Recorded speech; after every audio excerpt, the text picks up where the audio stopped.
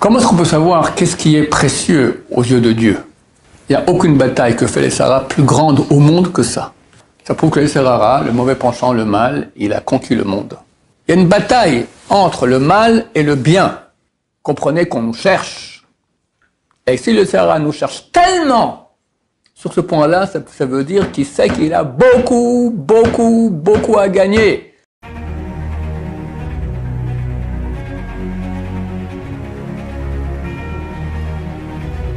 Ce jour dédié pour l'Atzlacha, la réussite dans la Parnassa, dans le gagne-pain de Emmanuel Moshe Mordechai Ben Geoula et de Sarah Simcha Bat Chana Bezrat Hashem. Nous rentrons dans la 4e semaine des Shovavim. Cette année, il y a 8 semaines.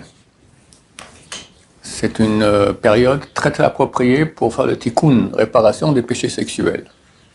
Notamment la semence 120, mais tout péché sexuel.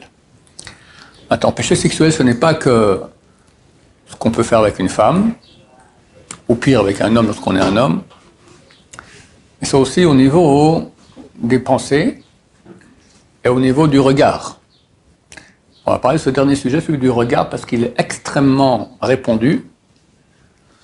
Maïmonide cite 24 types de péchés à propos desquels il y a une présomption qu'on ne fera pas de tchouva. Les gens ne pensent pas que c'est un péché.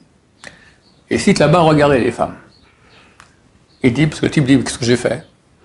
J'ai pas touché, j'ai rien fait. Puis Dieu a créé des belles choses dans le monde, c'est bien pour qu'on en profite, non? Et puis elle-même aussi, peut-être qu'elle est contente qu'on la regarde. Ça dépend. Il y en a oui, il y en a non. Donc il y a de fortes chances qu'on ne fera pas de chouva là-dessus. Et pourtant, c'est un péché. C'est écrit clairement dans la Torah, on le dit 2 fois par jour dans le Shema Israël. Vous ne poursuivrez pas vos yeux et votre cœur auprès desquels vous vous prostituez. Le cœur, c'est penser ce que Dieu existe, peut-être c'est les chrétiens qui ont raison, peut-être c'est les bouddhistes qui ont raison, interdit. Et les yeux, jouir de la vue d'une femme. Peu importe qu'elle est mariée, qu'elle n'est pas mariée, elle est laide, elle n'est pas laide, tu jouis. Regarder une femme sans jouir, c'est permis. Mais c'est pas facile. C'est arrivé à avoir une femme comme tu vois un homme, ou un poteau. Alors tu as la vendeuse ici, ma collègue qui a 70 ans, qui est poilue et qui a plus que 3 dents. Ça c'est facile. Mais il n'y a pas que ça. Alors, regarde, tu peux voir n'importe quelle femme, si c'est sans jouissance. Si tu regardes ta mère avec jouissance, tu as un problème aussi. Non, c'est pour ça justement qu'on a le droit de regarder. Parce que normalement, quelqu'un ne va pas regarder sa mère avec jouissance. C'est vrai, normalement. C'est vrai. Mais toute femme, y compris sa mère, qu'on regarde avec jouissance, c'est interdit. Sa fille, sa sœur, sa petite fille, combien de cas on a de grands-pères qui font des actes avec leur petite fille, chez mort. Mais non seulement l'acte est interdit, ça on va en tôle pour quelques bonnes années, mais même le regard. Est-ce qu'on a le droit de contempler? Par exemple, sa fille, on la regarde, on la voit. Si elle ressemble à ça. En 2 mots, tu regardes ta fille, tu trouves qu'elle est belle, mais c'est sans jouissance. Je te parle de la jouissance. Sans la pensée. Non, on peut... Tu regardes une femme qui est belle, tu trouves qu'elle est belle. C'est sans arrière-pensée, mais tu jouis de sa beauté, déjà. Tu comprends? Sans jouissance, l'homme aime voir les femmes belles. Ouais. Maintenant, quand tu regardes ta fille, tu la trouves belle, mais tu n'as pas de jouissance de cela, ça va. Mais quand tu as une jouissance, d'accord? Vous comprenez ce que je veux dire? Vous êtes des hommes. Ça fait plaisir de voir une femme belle. La Torah dit, ça fait plus plaisir. C'est un verset du roi Salomon. Tov mareh enaim yoter mehalach nefesh. C'est plus beau un regard que l'action, la relation en elle-même. Preuve en est qu'il est extrêmement difficile d'aller dans la rue. Je ne parle pas de Paris ou de Nice, même ici à Jérusalem, même dans un quartier orthodoxe, j'appelle ça moi un ovni. Un objet féminin non identifié. Tu vois, c'est pas un homme, tu vois loin, mais tu n'as pas encore regardé bien. Il faut ne pas regarder. Et puis des fois, tu n'as pas vu, mais il semblerait que c'est pas pudique en plus. D'accord? Alors, tu es certain que qu'il faut vraiment pas regarder, tu regardes. Ah, quelle horreur. Quelle horreur, non pas quelle horreur. C'est attirant. Et il y a une bagarre quotidienne, des milliers de fois par jour. Quelqu'un peut aller dans la rue, revenir à la maison avec 1000 péchés. Un sanglier dans ses yeux. Comme chaque bouchée de sanglier, c'est un interdit. Il a un sanglier dans les 2 yeux. 2 sangliers. Comme une femme qui va de façon non pudique dans la rue, elle sera mettre aussi quelques bons sangliers sur la tête. Et celui que le compteur se retient, surtout à notre époque. Comment est-ce qu'on peut savoir qu'est-ce qui est précieux aux yeux de Dieu? Ben, tu peux voir les choses pour lesquelles le Yetzer Hara se bat. Le mauvais penchant. Il se bat pas trop pour que tu ne manges pas du jambon. Il se bat pas trop pour que tu ne sois pas bouddhiste ou chrétien. Il y en a, mais bon, c'est pas une bataille célèbre et répandue. Par contre, les yeux, il n'y a aucune bataille que fait les Sahara plus grande au monde que ça. Si l'humanité vit avec 1,5 milliard de connexions porno par jour, si il est presque impossible d'aller dans un quartier non orthodoxe sans se faire attaquer au niveau de la pudeur, ça prouve que le Yetzer Hara, le mauvais penchant, le mal, il a conquis le monde. Et il a mis l'accent sur ça. Il a mis l'accent sur ça. Ça veut dire qu'il comprend que c'est là qu'il a tout à gagner. Il y a une bataille entre le mal et le bien. Nous, en Israël, on est les soldats du bien. Et lui, il a des armées énormes de mal pour nous faire pécher, pour gagner du terrain. Maintenant, si on voyait qu'il faisait les efforts pour le bouddhisme, pour le jambon, pour qu'est-ce que j'en sais d'autres interdits, ok, ça prouve que lui, il voit qu'il y a un grand intérêt à ce qu'on pêche là-dedans, mais on voit qu'il a délaissé ça. Il vient nous tenter là-dessus. Pourquoi? Parce qu'il sait que c'est là qu'il va gagner le plus de points. Quand on fait la guerre, d'accord? T'as l'ennemi qui est en face. T'as un général et t'as un soldat simple. Sur qui tu vas tirer? Sur le général. Donc le général, la tête, le fer de lance du peuple d'Israël, dans la sainteté, c'est les yeux. Et Sarah, il le sait, et il attaque les yeux. Donc à nous, chers amis, de faire des efforts incommensurables. C'est ça la bataille de la fin des temps. Il y avait un tzaddik qui devait être Mashiach. Phénoménal. Il connaissait toute la Torah. Énorme. Il s'appelait Meir Shalom, qu'on appelle Baba Meir, le fils de Baba Saleh. Phénoménal. Bien sûr, il voyait tout, Ruach HaKodesh, bien sûr, il faisait des miracles. Une connaissance en Torah qu'on n'a jamais vu quelqu'un d'autre, peut-être qu'il y a nous qu'à aujourd'hui, je ne sais pas, je ne peux pas savoir qui est plus grand des deux. Et beaucoup de rabbanim sont allés le voir, lui ont dit, donnez-nous la recette. Qu'est-ce qu'on doit faire? Que dire aux élèves pour réussir, pour se rapprocher de Dieu, pour être dans la sainteté? Vous connaissez tout ça. Il y a Ruach HaKodesh, quelqu'un qui a Ruach HaKodesh, qui a l'Esprit Saint, qui voit des choses que le commun des mortels ne voit pas. C'est écrit dans Tana de Beliaou, un livre qu'a écrit Eliyahu Hanavi. C'est pas lui qui a écrit, il en a enseigné ça à un Rav, on voit dans le Gemara, qui s'appelait Rav Anan. Dans la Gemara, Rav Anan, Eliyahu Hanavi le citait, il a écrit.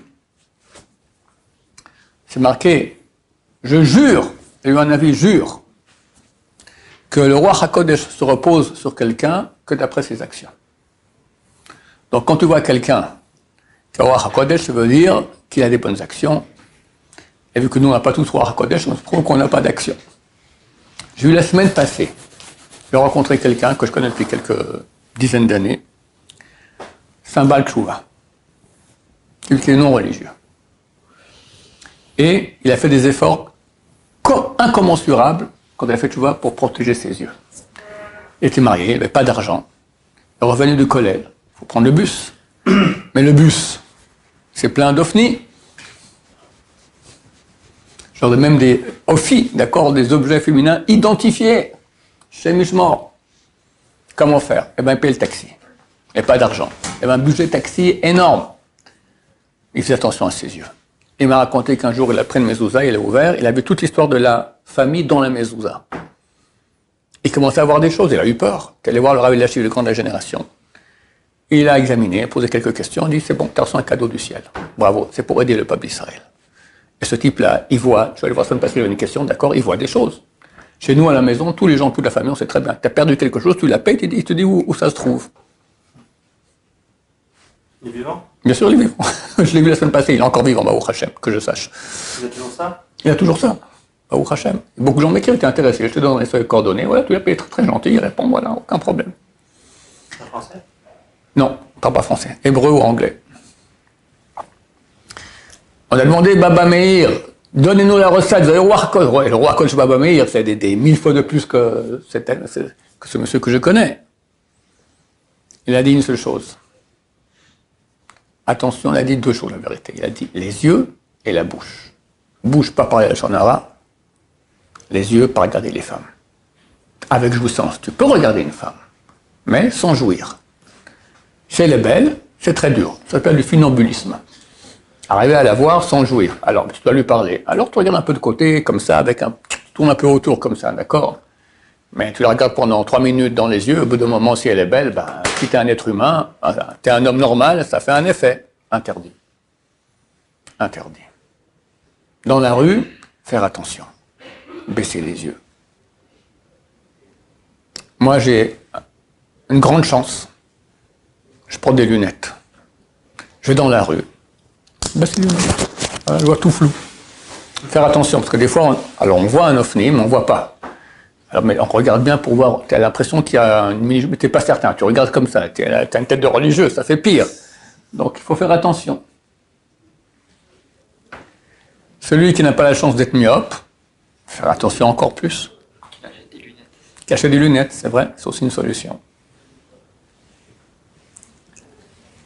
Et le Sarah se bat de toutes ses forces. Je vous dis d'expérience. Tu as un ovni. Tu ne regardes pas, mais là, tu as une vitrine. Bah, tu regardes dans la vitrine, ça reflète. Tu te fais avoir. Tu roules en voiture. Pour le conducteur, c'est le plus dur.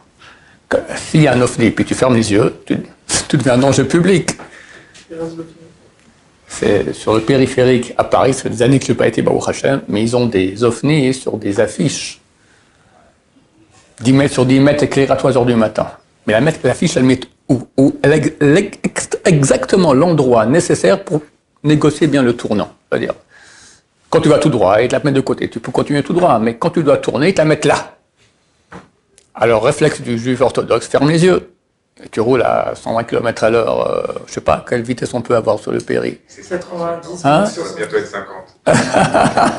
Faut bien l'avoir. D'accord, ok. Tu roules à 90, bientôt 50. Et tu fermes les yeux lorsqu'il y a le tournant. Tu deviens un danger public. Tu es obligé de voir. C'est terrible, terrible, terrible, terrible. Maintenant, tu as réussi, tu as vu un ovni, ok, alors moi je fais comme ça, je ferme un œil, comme ça je continue à rouler, avec cet œil je vois, donc je n'ai pas vu. Mais après tu as le rétro. Le Yetzer Hara, il te donne des réflexes, le rétroviseur.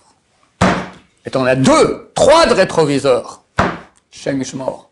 Comprenez que c'est une bataille, bataille, bataille. Et chaque fois que tu gagnes, j'ai entendu il y a 10 jours, d'un Rav, 9 jours j'ai entendu ça, il a dit, c'est écrit dans les livres, que ça vaut la peine de venir 70 ans sur Terre pour une fois se retenir de regarder une femme. On va dire, bon alors une fois je me retiens et ça va. Non. Jamais tu regardes, et toujours tu te retiens, et tu deviens kadosh. Kadosh. On dit tous les jours dans la prière, que nos yeux voient ton retour à Sion avec miséricorde. C'est ma chère qui vient bientôt. Quelqu'un qui a les yeux sales, il pourra voir ça, vous croyez? Impossible. Impossible. Il faut commencer à faire attention à ses yeux. très attention. C'est là tout le challenge de la sainteté. Et en ces 8 semaines maintenant de Shovavim, c'est l'occasion de commencer à faire très attention, d'autant plus que ça va. Je n'ai pas commencé à Paris aujourd'hui ou à Nice, mais bon, il fait moins 2 degrés, normalement elles vont être un peu mieux habillées, les femmes. Mais allez savoir. Puis il y a les affiches, etc. Et j'ai oublié de parler, parce que moi je ne sais même pas ce que c'est, mais les appareils, les petites boîtes là, où il y a tous les excréments du monde, tous les ovnis, Burke, et il y en a qui ont ça dans la poche, qui ont ça dans leur maison. C'est terrible. Il faut mettre des filtres, des bons filtres, qu'on ne peut pas contourner, rien. Combien de gens sont tombés dans le panneau? Combien de familles, de rabbanim importants, d'avrechim, d'étudiants de Torah qui ont des kolélim, et un beau jour, le papa, il part en cacahuète. D'abord, il reste des heures aux toilettes, et puis il a un portable, il n'était pas protégé, il est tombé dans le panneau, il est venu à l'IC, etc., il quitte tout. Voilà, terminé. Sa famille, les enfants, machin, il va habiter avec Christine et Conchita. D'accord? Ou Fatima. Shem Shmor. À cause de ça. À cause de cet appareil-là. Un des plus grands rabbins du monde Sfarad, le Rav Moshe Tzadka, le Rosh de Port Yosef, il n'y a pas un discours qu'il fait en public sans parler des portables. C'est du porc. Il faut faire attention. Tu veux un portable, il ne faut pas t'empêcher. Si on peut t'empêcher. Hein? Celui qui casse le téléphone. Pardon? C'est celui qui casse le téléphone. Ouais.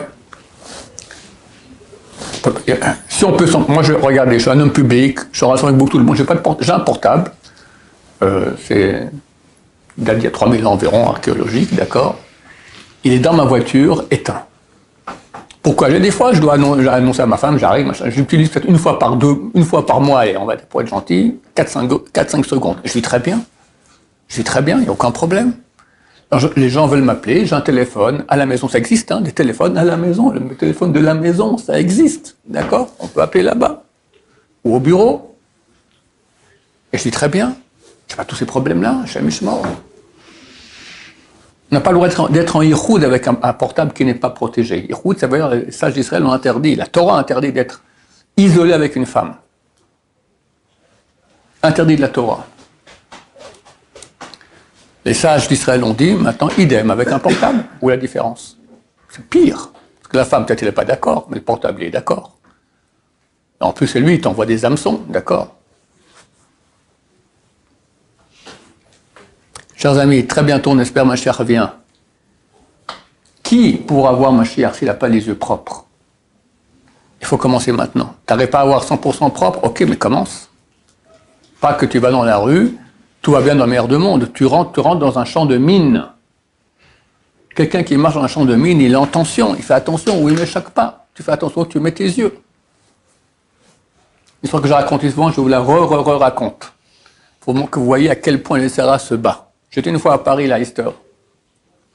Et il y avait un trottoir avec un mur. C'est dans une banlieue comme ça. C'était propre. Baruch Hashem. Pas d'affiche, rien. Je marche. Du coup, je ne sais pas pourquoi, je tourne la tête. Et je vois une petite image comme ça, d'une femme nue avec un numéro de téléphone. Bon, j'ai tourné le regard. Mais pourquoi est-ce que je marche? Et à ce moment, je tourne la tête ici. J'ai pas vu la petite photo, j'ai rien vu. Ça veut dire, et c'est écrit dans les livres, qu'il y a des millions d'anges du mal qui sont là pour te faire pécher.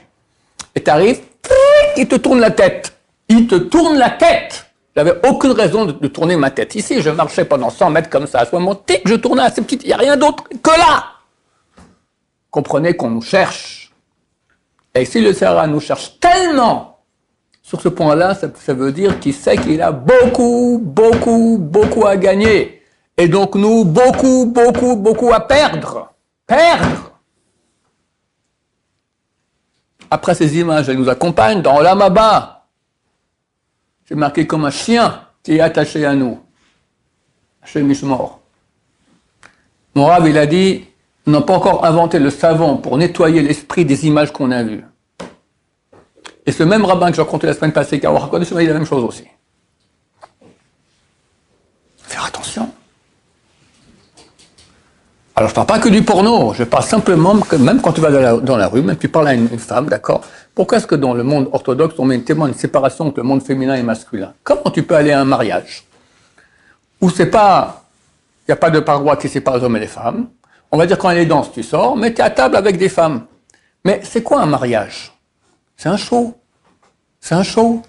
La femme, elle a sa plus belle robe, sa plus belle perruque, si elle porte la perruque, sa plus belle coiffure, ses plus beaux bijoux, son plus beau décolleté, son plus beau maquillage, son plus beau parfum. Et on te met là-bas. Mais je comprends pas. T'es pas Goldorak. Tu vas tomber dans le panneau. Combien de fois tu vas tomber dans le panneau à ce mariage-là? Et tout ça sur la tête du marié et d'un marié. Mazal Tov. Vous commencez bien votre vie là. Vous allez être béni par Dieu. Des milliers, des dizaines de milliers de péchés ont eu lieu pendant votre mariage.